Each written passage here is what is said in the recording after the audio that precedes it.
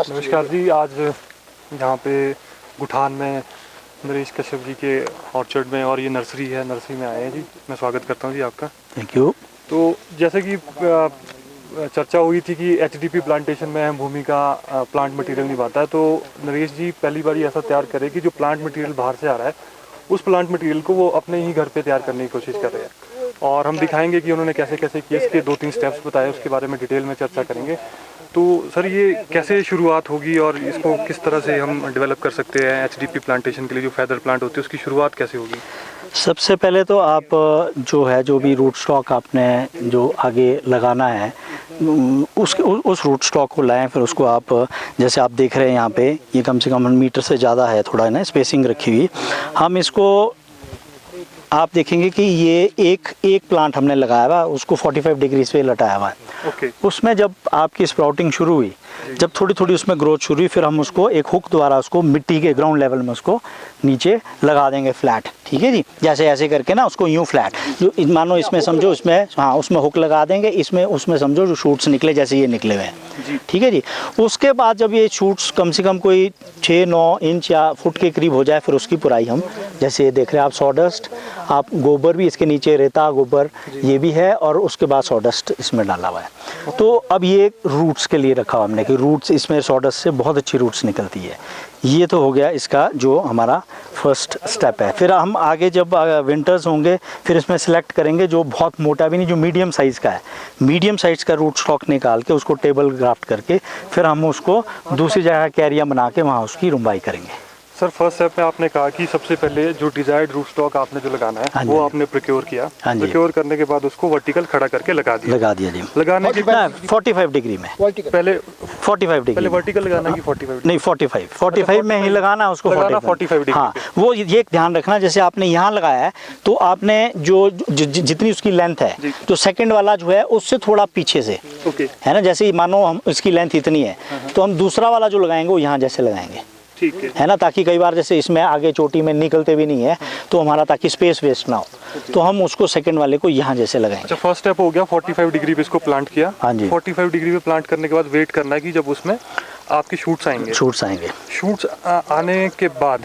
कितना टाइम लग जाता है? शूट से आज जब स्प्राउटिंग शुरू हुई, शूट्स तो बड़े हो जाते हैं, जैसे उसमें पत्ते निकलने शुरू हो जाते हैं। 45 डिग्री में मतलब काफी आंखें जो है खुलनी शुरू हो जाती है। उसके बाद उसको हम लंबा, मतलब ग्राउंड लेवल में लटा देंगे, मतलब उसके बाद पूरा हॉरिजॉन्टल करके उसमें हुक्स है ना, उसका बनाया हुआ हमने, इस तरह का हुक है बनाए हुए हमने, इस तरह के ये देखो आप, वायर के ये हुक बनाए हुए, और इस हुक की सपोर्ट से हम इसको ऐसे लंबे करके, हाँ, पूरा हॉरिजॉन्टल लटा लेंगे। हाँ जी।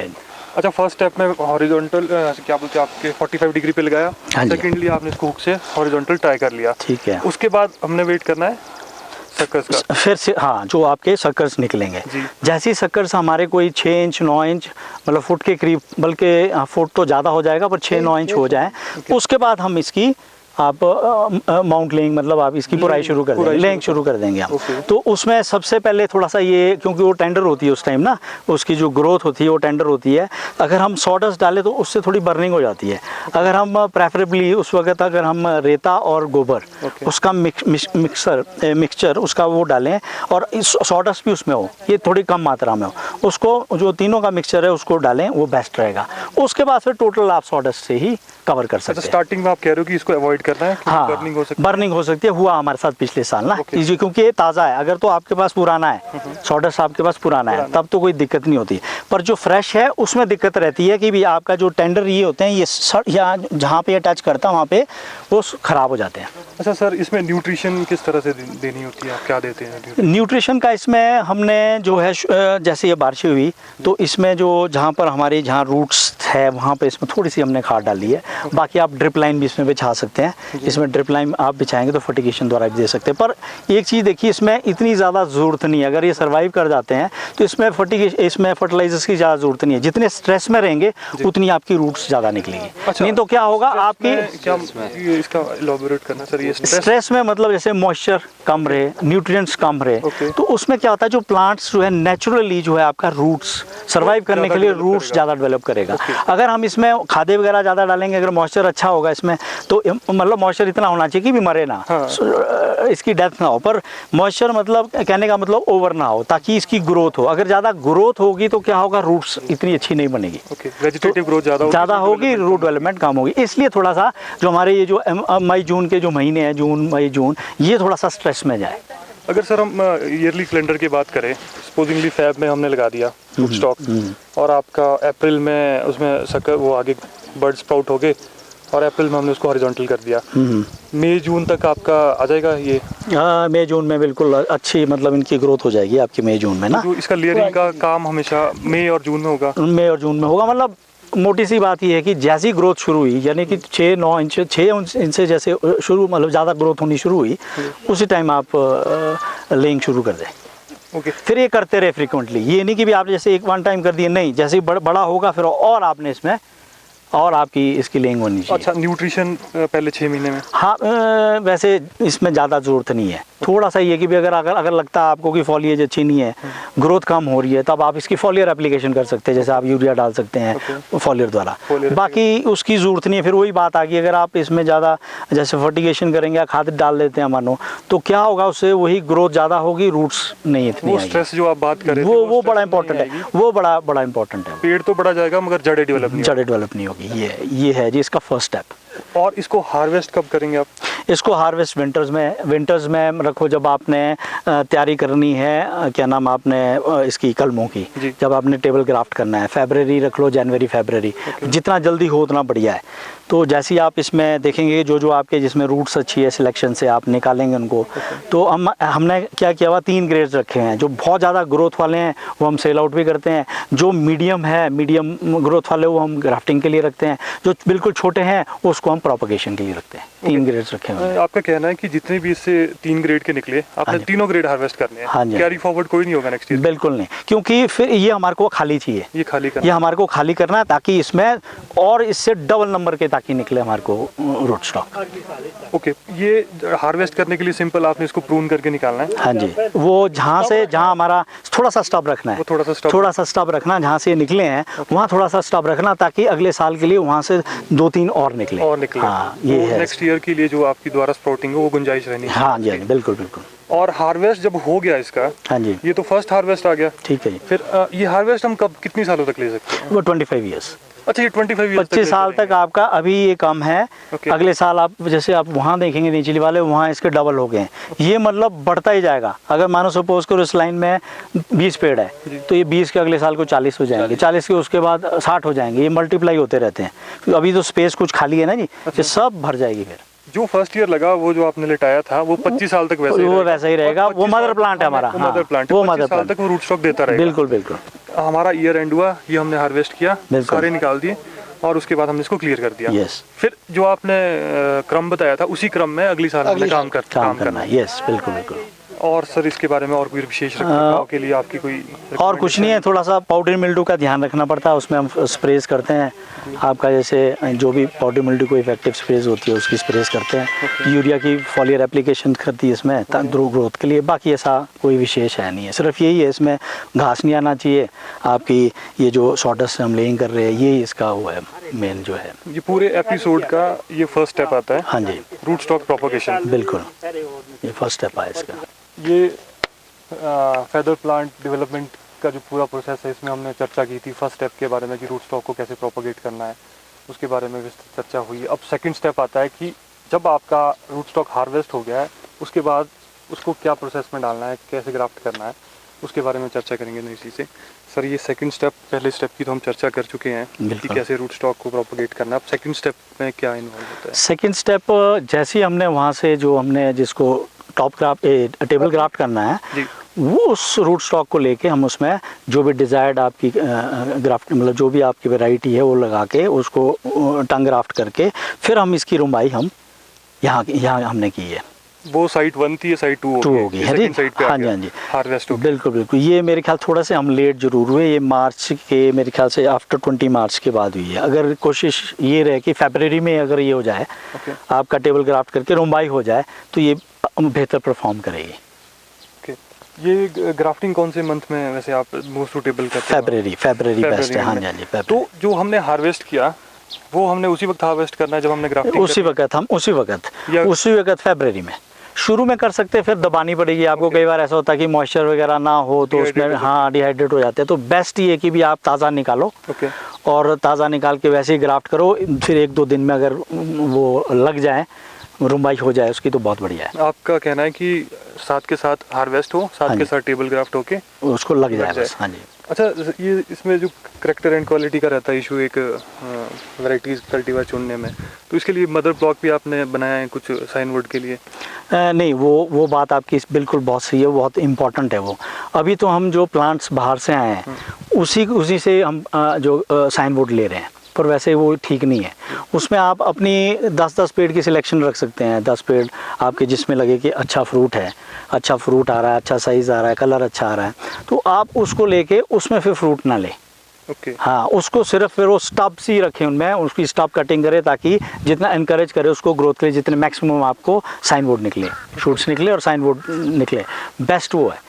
क्योंकि अगर आप फ्रूट लगने देंगे तो उसमें मेरे ख्याल से धीरे धीरे वो करैक्टर्स डिफरेंट हो जाते हैं। आपने देखा ही होगा कि सीडलिंग में तो बहुत वेरिएशन आती है, पर मैक्सिमम आपने देखा होगा कि इवन मैंने भी काफ़ी नर्सरी का काम किया है, तो मेरी कोशिश ये रहती थी कि भी सिलेक्टिव पेड़ या 2-4 पेड़ से ही कल में लिए जाए और उसको प्रोपेगेट किया जाए। पर आगे उनके हाँ, वो जो आगे जो उनके जो फ्रूट्स निकलता था उन ट्रीज़ का, वो थोड़ा वेरिएशन रहती थी उसमें। शायद वो बीज का भी फ़र्क था कि भी जो सीडलिंग पे भी वो भी फ़र्क हो सकता है, पर फ़र्क रहता है उसमें। तो कोशिश ये हो। पर अभी तो मैं जो ले रहा हूँ साइनवुड उन्हीं से ले रहा हूँ जो प्लांट्स जो फ्रूट दे रहे हैं। हाँ, अच्छे फॉर्म, हाँ, उनसे ले रहा हूँ। अच्छा, सेकंड आता सर, इसमें ग्राफ्टिंग टाइप कौन सी यूज़ करते हैं? टंग ग्राफ्टिंग ही कर रहा हूँ मैं यूज़। हाँ जी, बहुत बाकी तो बहुत इसमें ग्राफ्टिंग है, पर टंग ग्राफ्टिंग हमारी जो है यहाँ पे वो बढ़िया है, क्योंकि ये टूटती वगैरह भी नहीं, ठीक लगी मेरे को टंग ग्राफ्टिंग। हाँ जी। और इसमें जो न्यूट्रिशन के लिए हम देख पा रहे हैं जैसे कि ड्रिप लाइंस लगी है, तो आप इसकी थोड़ा सा मुझे जो लग रहा है वो थर्ड स्टेप जब आएगा इसका, जो तैयार हुए हैं, कि हम जो स्पेसिंग है थोड़ी सी मैंने घनी दी हुई है कि प्लांट टू प्लांट 1 फुट तो ठीक है, पर जो रोज़ का डिस्टेंस होना चाहिए वो कम से कम मीटर होना चाहिए, थोड़ी सी स्पेस ज़्यादा होनी चाहिए। तो हमने थोड़ा सा ये घना रखा हुआ है धंधा। बाकी जो आप न्यूट्रिशन के लिए कह रहे हैं और पानी के लिए जो है ड्रिप लाइन अगर आप बिछाएँ तो ये सबसे बेस्ट है और चाहिए भी है। क्योंकि उसी साल ग्रोथ लेना, उसी साल सबसे तो इशू ये होता है कि भी ग्राफ्टिंग टिके, उसके बाद फिर हाँ इस्टेब्लिश हो, फिर उसके बाद आपकी ग्रोथ भी चाहिए हमारे को, तो वो ड्रिप लाइन करनी, इंस्टॉल करनी बहुत ज़रूरी है। कोई मुश्किल काम नहीं है कि जो आपके इनलाइन के जो वो ड्रिपर्स आते हैं वो बिछा दो आप, और जैसे आप देख ही रहे हैं यहाँ पे, बाकी एक टैंकी लगा दो, उसमें आप जो है पानी भी डालो, उसमें खादी भी डाल दो, हाँ वो आपका पर्पज सर्व कर देगी। और इसके लिए फर्टिलाइजर्स, फर्टिगेशन के लिए वही 19-19 आप कर सकते हैं। अगर आपको ज़्यादा ग्रोथ चाहिए तो आप यूरिया भी डाल सकते हैं, और वैसे 19 हम डाल रहे हैं सिर्फ 19 इसमें। हाँ जी, फर्टिगेशन में। और इसका रख रखाव, बीमारी और मेन चैलेंजेस क्या? मेन इसमें कुछ नहीं, पाउडर मिल्ड्यू का था थोड़ा, इसमें तो नहीं, जब आप ग्राफ्ट करके इतना इशू नहीं रहता इसमें। बाकी इसमें दिक्कत रहता ही है सिर्फ थोड़ा, जैसे कीड़े वगैरह लग जाए अगर वो खाए तो वो थोड़ा सा, अगर ज़रूरत पड़े तो इंसेक्टिसाइड वगैरह वो कर सकते हैं आप स्प्रे। बाकी कोई ऐसा कोई लगा नहीं मुझे कि भी कैसे वुलिया फिट वगैरह के इतना रहता नहीं इसमें इशू, जो हमारी जो सीडलिंग वाले उसमें काफ़ी रहता था, उसमें ड्रंचिंग वगैरह करनी पड़ती है, इसमें कोई ज़रूरत नहीं लगी। हाँ जी, हाँ जी। और इसके बाद जो आपका थर्ड स्टेप आना है, हाँ, ये सिंगल विप रहेगा, ये सिंगल विप रहेगा। अब हम इसको क्या करेंगे नेक्स्ट ईयर, जो अगले साल के लिए हम इसको निकालेंगे नहीं, इसको यहीं रहेगा, हम इसको 2 फुट के उससे काट देंगे, ताकि उसके बाद जो ग्रोथ निकले वो फेदर तैयार। पूरे प्रोसेस में साइट्स आपकी 2 बननी है। हाँ जी। साइट 1 पे रूट स्टॉक प्रोपेगेट हुआ, सेकंड पे टेबल ग्राफ्ट करके लग गया जी। सेकंड ईयर में हमने इसको एक सिंगल विप बना के छोड़ देना है। बिल्कुल, ये जितना हेल्दी होगा आपका उतना बढ़िया है, क्योंकि फेदर्स उतने अच्छे आएंगे। इस पे सर क्या प्रायोरिटी रहती है कि इसकी थिकनेस ज़्यादा होनी चाहिए कि हाइट ज़्यादा होनी चाहिए? थिकनेस ज़्यादा मैटर करती है, हाइट तो फिर खुद ही आएगी जब थिकनेस होगी आपकी। पर मेन थिकनेस अगर अच्छी होगी, क्योंकि हमने 2 फुट से तो काट देना है इसको, तो जितनी थिकनेस होगी उतना जो नेक्स्ट ईयर के लिए जो नई ग्रोथ आएगी उसमें फेदर्स अच्छे निकलेंगे। एक स्टेज 1 में चर्चा की थी कि स्ट्रेस में जाने चाहिए। हाँ जी, हाँ जी। वो इसके साथ भी नहीं, इसके साथ नहीं है, इसके साथ तो पूरा पानी देना है। पानी मतलब जो रिक्वायरमेंट है इसकी, और फर्टिगेशन इसमें न्यूट्रिएंट्स आपको बराबर इसमें देने पड़ेंगे, मतलब फ्रीक्वेंट इंटरवल्स में। सबसे पहला काम क्या होगा इसमें? सबसे पहले, हाँ वो बात ठीक है आपकी, इसमें 2-2 3-3 वो निकलते हैं आपके, जैसे देखा ही होगा यहाँ पे 2-2 3-3 आंखें, 3 आंखें रखी होती है, वैसे निकल जाते हैं इसमें। तो उसमें हम सिंगल ही रखेंगे इसको, सिंगल बनाना है इसको, क्योंकि अगर आप, और उसको जितना जल्दी हो सके उतना बढ़िया, ताकि इसकी ग्रोथ उतनी जो हमारा जो लीडर है उतनी हाँ कम्पीट ना करे, वो है एक सबसे बड़ा है। फिर आपकी इसकी जो इसके कागज़ है उसको काटना है ताकि गांठ ना पड़े। तो ये दो चीज़ें मतलब आपकी इमीडिएटली उसके बाद ये काम शुरू हो जाती है। जी जो थर्ड स्टेज आपकी स्टार्ट होनी है, देखो ईयर 1, ईयर 2, ईयर 3, ईयर 3 में यही आपके कैरी फॉरवर्ड होंगे ईयर 3 को।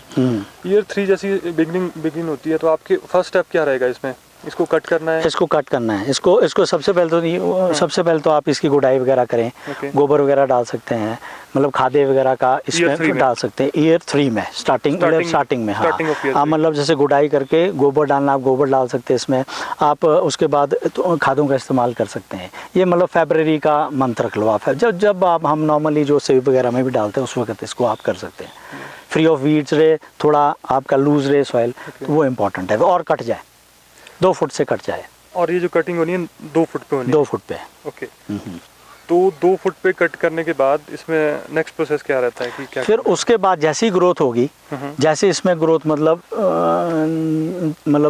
3-4 इंच की ग्रोथ होगी, फिर हम उसको ऊपर से पिंच भी कर सकते हैं जो लीडर है, या फिर पीजीआर का इस्तेमाल भी कर सकते हैं। पिंच करने से क्या होगा, एपिकल डोमिनेंस ब्रेक हो जाएगी और उसके जो साइड के जो आंखें हैं वो फटनी शुरू हो जाएगी। वहाँ फिर हमारे को फैदर्स निकलने शुरू हो जाएंगे। जैसे ही फैदर निकलने शुरू हुए फिर आपका फिर जो लीडर है वो एक रखना, कई बार मल्टी निकल जाते हैं तो उसको एक ही रखना। फिर जब थोड़ा सा और निकला वो ऊपर 3-4 इंच या 4-5 इंच निकला, फिर उसको और दोबारा करना पिंच। मतलब उसी वो प्रोसेस चला रहेगा जब तक आपको डिजायर्ड फैदर्स ना निकले, मतलब जैसे 5, 7, 8 जितने भी आपको फैदर्स चाहिए। तो वो प्रोसेस आपको वो थोड़ा सा बड़ा वो टाइम है, बड़ा क्रूशियल टाइम है, उसमें आपको बड़ा वो रहना ताकि फैदर्स अच्छे निकले। जो फैदर्स आपके नए निकलने हैं उसको ट्रेन करने की ज़रूरत है? मेरे ख्याल से शुरू में बहुत मुश्किल है, वो कर नहीं सकेंगे आप ट्रेन ना, उसको रहने दो वैसे ही। पर जब प्लांट लग जाएगा फिर आप उसकी बेंडिंग वगैरह कर सकते हैं। आपके स्टेज 3 के प्लांट्स लगे? हाँ जी, हाँ जी जी सर। स्टेज 2 की चर्चा की थी, स्टेज 2 हमारी कंप्लीट होगी, आपने कहा 2 फुट पे कट होना है। हाँ जी, हाँ जी। ये आपका स्टेज 3 भी ऑलरेडी एस्टेब्लिश प्लांट है सर? ठीक है जी। आपने सर पहला बताया था कि आपने 2 फीट पे कट मारना है। हाँ, वो यहाँ पे हो गया। सर वो कहाँ लगा है जी? वो यहाँ पे लगा। अच्छा, ये 2 फीट का कट यहाँ लगा? हाँ जी, हाँ जी। पहला काम ये था। फिर उसके बाद सर इसमें आपने किया? उसके बाद हमने थोड़ी जब ग्रोथ हुई इसमें कोई 6 इंच के करीब, फिर हमने इसके लीडर को पिंच कर दिया। जैसे ये मानो लीडर है, ओके, इसको पिंच कर दिया। और पीजीआर भी हमने उसका ब्रोमेलिन का इस्तेमाल किया, तो वो हमने स्प्रे करके फिर इसको रहने दिया। फिर उसके बाद जो है इसमें साइड के जो वो एपिकल डोमिनेंस को ब्रेक किया हमने। उसके बाद जो साइड की जो आंखें थी उससे ये आपके फैदर्स निकलने शुरू हो गए। ओके। हाँ जी। तो इसमें आपने कोई फैदर रिमूव भी किया है? नहीं, इसमें कोई फैदर नहीं रिमूव, जैसे हैं वैसा ही है। हाँ जी। ओके। ये पिंचिंग जो आपने कहा इसकी कितनी बार करनी होती है? आपने पिंचिंग, हाँ जैसा बिल्कुल। उसके बाद चेंज जैसे ही फैदर्स निकल जाएंगे उसके बाद फिर वो लीडर चलना शुरू हो जाता है। जब लीडर देखा कि थोड़े मल्टी काफ़ी लीडर्स आ जाते हैं उसमें, कई बार 2-3 भी आ जाते हैं पिंचिंग करके ब्रेक करके ना जी। उसके बाद वो सिंगल ही रखना आपने, कुछ ही दिन में आपको पता लग जाएगा। फिर जब वो और 4-5 इंच का हो जाएगा और जब फैदर्स आपके मानो निकल गए काफ़ी, फिर उसको और पिंच करना। ओके। है ना, उसको और पिंच करके फिर क्या होगा, फिर दोबारा जो और आंखें हैं मतलब उसके नीचे की उसमें भी फैदर निकलने शुरू हो जाएंगे। ये आप बुनियाद है टायर 2 के फैदर की रचना? हाँ जी, टायर 2 के बिल्कुल। फिर वही आप थर्ड स्टेप ले सकते हैं। और ओके, उसके बाद थर्ड स्टेप टायर 3 के लिए फिर बहुत इतने फैदर्स 1 साल के लिए बहुत होते हैं। तो उसके बाद छोड़ दो, फिर आप लीडर जितना आप खींच सकें लीडर को, और जितना आप फैदर्स को जितना हेल्दी कर सकते उतना बढ़िया है। थोड़ा इजी करने के लिए अगर हम स्टार्टिंग से बात करें, पहला कट 2 फुट पे लगा। हाँ जी। थर्ड ईयर में फिर चेंज की ग्रोथ आई। हाँ जी। फिर हमने इसकी पिंचिंग की। बिल्कुल। पिंचिंग करने के बाद इसमें फैदर्स निकले। बिल्कुल। फिर आपने कहा कि उसमें कई बार क्या होता है कि तीन भी निकल जाते हैं। हाँ, लीडर्स उसमें वो 2 निकालने हैं और एक सिंगल रखना है। हाँ, फिर आपका कंटिन्यू हुआ लीडर। हाँ, फिर कंटिन्यू हुआ, फिर उसी हाइट पे और जैसे 4-5 इंच फिर सेकंड टायर किया जो फिर और उसको पिंच किया। अच्छा सर, आपने कहा था फर्स्ट टायर पे आपने जब पिंचिंग की थी उसमें पीजीआर की एप्लीकेशन की थी। हाँ जी। वो सेम यहाँ पे भी करना है?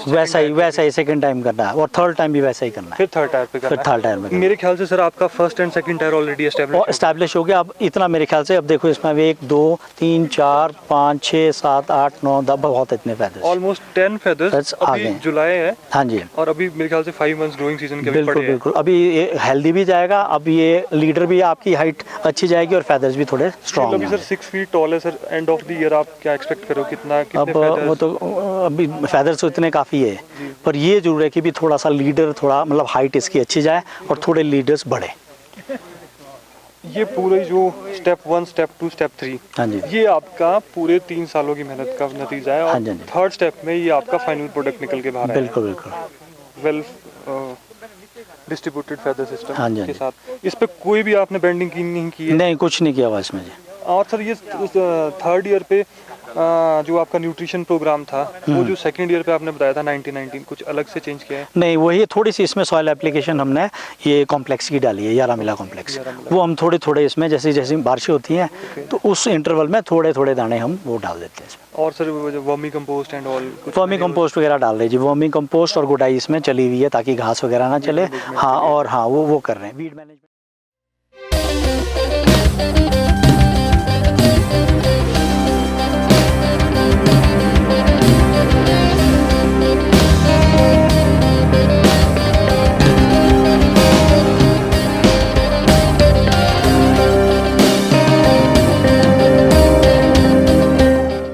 इस विषय पर और ज्यादा जानकारी के लिए आप एंड्रॉइड प्ले स्टोर से टॉक एप्पल ऐप डाउनलोड करके टॉक एप्पल कम्युनिटी मेंबर्स से चर्चा कर सकते हैं।